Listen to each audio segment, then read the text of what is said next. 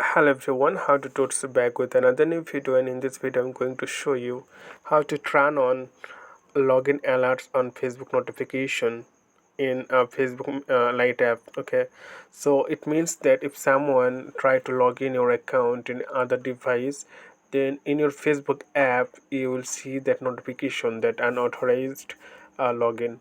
So how can you turn this on? So you can see this is the Facebook app. You have to click a three line top right corner on your screen. Simply click on that. Also click on that, then scroll down a little bit. Then here you'll see the option settings.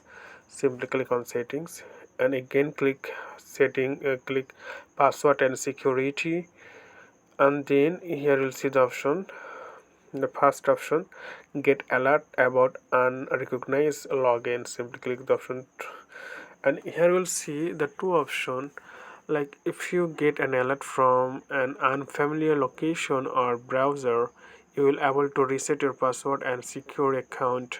So you can see notification it's off, so you have to click the notification and then get notification. It means that your Facebook app, you'll get the notification. Simply click save, and yeah, now it's turned on.